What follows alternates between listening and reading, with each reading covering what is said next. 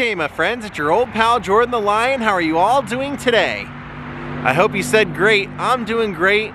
Today we are going to go visit the grave of a rock and roll superstar. Some even call him the king of rock and roll. We're going to go see the grave of the ever energetic Little Richard. Daze with Jordan the Lion. It begins right now. Let's get out of here before doomsday hits. All right, we are pretty close. It's Oakwood Gardens.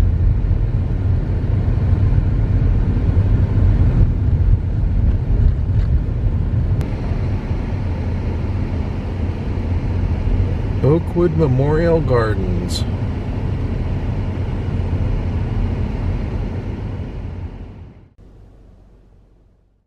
I'm shocked at how small it is. I have not seen what his grave looks like. All I know is there's only about 500 people buried here.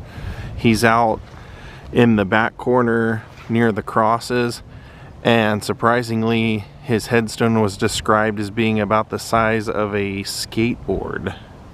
So the crosses are right there, and his is this one right over here with the blue heart above it right now. Grave of the great Little Richard. Flamboyant, had the attitude, but in reality, one of the nicest people anyone could meet. Well, I lived in Hollywood. I moved there in 2000. I got an apartment, and I got it while I was going to school at Musicians Institute, and after the first year I was there, they raised the rent like $300. So I decided to move out, and I got an apartment with a friend that I had made there. One day he comes home to our apartment and says, "I just met Little Richard at the post office." I said, "What?" He goes, "Yeah, he has a P.O. box at the Hollywood and Wilcox post office." And I would proceed to meet people over the next year or two that would tell me, I never ran into Little Richard there, but they would always tell me that they ran into him there picking up his mail or waiting in line to mail something out. How humble is that? Richard Wayne Penniman, Little Richard, our beloved brother, an endearing loved one, deeply loved by family, friends, and fans. Ain't that right? Boy, did he have a bad childhood. This poor guy. It's amazing that he was able to mentally survive after what he grew up with. Richard would tell stories about how when he was born, he had one arm longer than the other, one leg longer than the other, and actually his eyes were not the same size. And his father mentally and physically abused him his whole life because of it. Little Richard, before that he was Richard, he had a strange walk because of his legs being different sizes, and people would say that he walked effeminate, and he got bullied. And so his father, knowing that he was getting bullied, made him learn how to box. And when the other kids that Richard was boxing against would punch Richard in the face, Richard said, my father would say, "Good hit, good job, good one," like cheering on the other kid.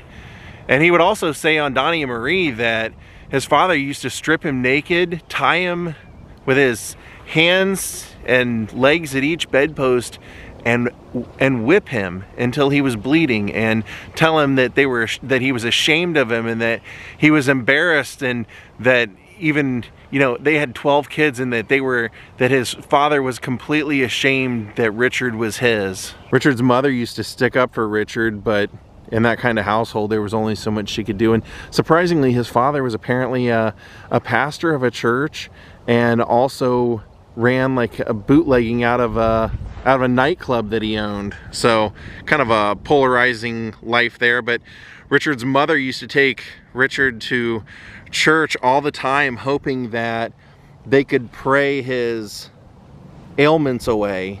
And that's where he learned to sing, and he found out that he was a good singer. Ended up in his early days learning how to play piano and saxophone, By junior high, he was already performing and earning a little bit of money for the family, but just father hated him and treated him so bad that finally his father ordered him to leave and said he didn't want to see him again. And when Richard's career started taking off as Little Richard's best friend ended up killing Richard's father one night. So Richard said part of the problem was that his father wanted his kids to become like doctors, lawyers, even a mortician, but Richard was never going to be that. He knew that he was meant to be a performer, and eventually got his start, got to sing in vaudeville, and then put out a record. It didn't do so well, so he ended up going and washing dishes at like a bus station, and met someone there that helped him refine his look. He started doing the makeup and the fancy clothes and the penciled eyebrows and everything, and also began performing at that very high energy that we would know him at, and that'd be in the early 1950s, right at the start and before rock and roll. So first, Little Richard's career looked like it was going to tank because he had some great songs and Pat Boone took them, and Pat Boone did them, and he didn't see it, at first, that this was kind of a blessing in disguise, because he kind of opened the songs up to a wide audience, and then Richard ended up re-recording them the way he thought they should be done with his high energy, and people liked him actually more. So he kind of felt like, even though he didn't like it at first that Pat did his songs, it kind of bridged or made a bridge for him into a white market, which would predominantly be his fan base for most of his career. So he had those hits right away: Tutti Frutti, Long Tall Sally, Jenny Jenny, and by 1960 he was already out of it. Seems like by 1957-58 he started having these apocalyptic premonitions that he should get out of rock and roll, and he finally did it. He finally ended up getting married and enrolled in college and started studying theology and started doing only gospel records. And he ended up booking a tour in 1963 with Sam Cooke. It was going to be like they were going to co-headline it, and Richard went out and did his gospel music and got booed off the stage, and he realized that all the people wanted was his rock and roll songs. So he ended up giving in and doing those songs for the rest of the tour, and immediately did another tour and took the Beatles out with him right as the Beatles were taking off, and revived his career. He ended up throughout the 60s playing revival shows, having a pretty good career. Even though he never really made money off of the recordings and things like that, he always made a lot of money when he was out performing. And he even at one time owned a mansion in Beverly Hills, and he had like a fleet of Cadillacs, and then he would, have those moments where he would think that he wasn't living up to God's ideal and would shun rock and roll. That happened in the mid-70s. He ended up getting involved because his career really had like a high spot where Chuck Berry and people from the 50s were getting booked for like Vegas, and apparently Little Richard started getting into drinking a lot, doing some drugs, and again he renounced rock and roll and started doing gospel again, and kind of faded out of the public eye until he partnered up with someone to release his story in book form. He ended up on all the talk shows. People realized how much they love his personality, so then he was getting cast for movies and TV shows, and they were using his personality more than his actual music. So it was he had a pretty good life. Like I said, my friend that I shared an apartment with ran into Richard, I think he said twice. I remember one time he came back with like a 5x7 signed by Little Richard. I guess Little Richard used to, when he would go there, he would hand out, if anybody asked, he would hand out a signed photo and a Bible. He was big on that.